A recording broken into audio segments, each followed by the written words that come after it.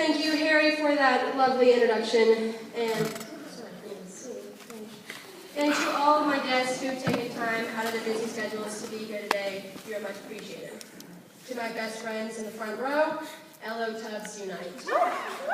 Jaleesa Poindexter, happy birthday 1 day late. I also want to thank Robert Pattinson, Robert Pattinson, that is. He was born today, and I will one day be vampy alongside his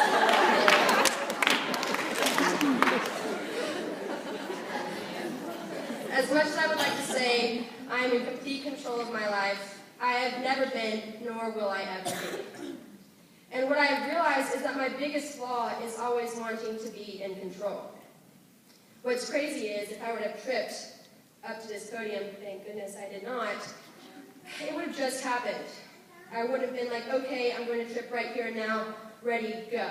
No, life does not happen like that. It's the spontaneous moments that make memories. But we all know there is usually something that always slows us down. We are familiar with speed bumps, yes, not body language. They happen to be in plenty of places, but it's when neighborhoods or familiar places get them installed specifically to slow people down that I find myself very irritated.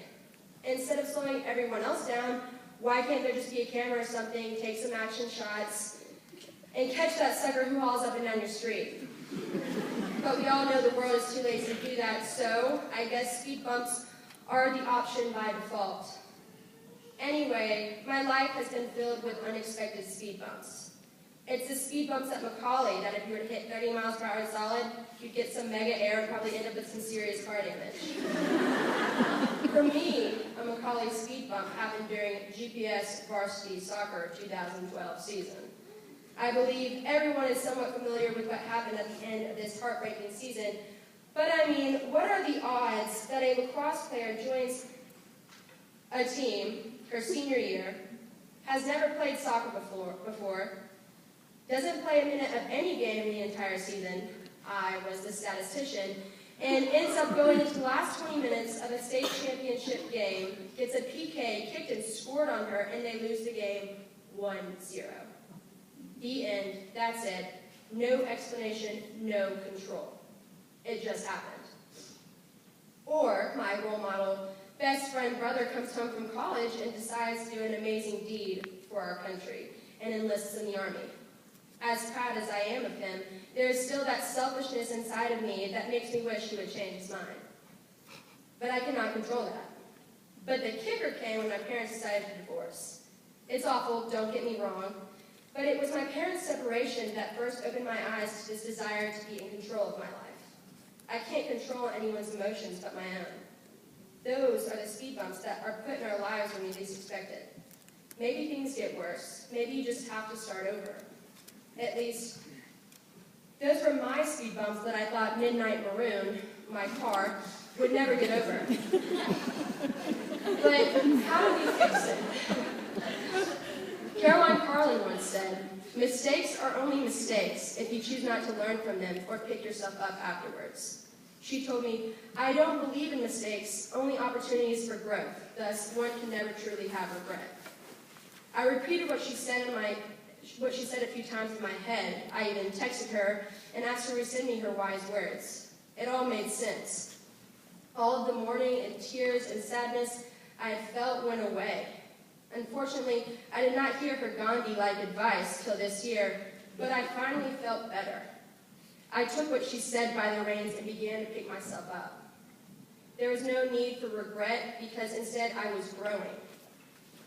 I would never wish what happened to my family to anyone, and that's why it took me so long to learn as to why I had to grow this way. What did I do to deserve the heartbreak and the unfortunate events that replayed in my mind daily? I prayed a lot asking, why me? And call it cliche to ask that question, but it's a question that will never be answered. For better or for worse, what happens to you and the people around you is somehow to help you grow.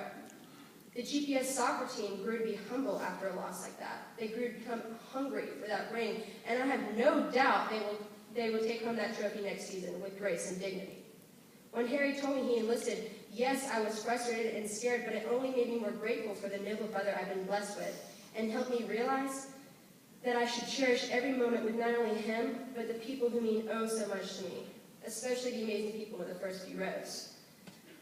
How I benefited from my parents' separation remains very unclear to me today, but I do know that they are still my parents. Together or separate, they brought me into this crazy world, and I will try my best to honor them with as much respect as I can. My mom always tells me, nobody can ever take your joy away unless you let them. So when you find yourself at these crossroads, confused and hopeless, know that you will be a better person for the hardships you're forced to endure. It could take days, weeks, months, or years, but you'll look back at that moment and say, okay, that's what that was for. Grow from it.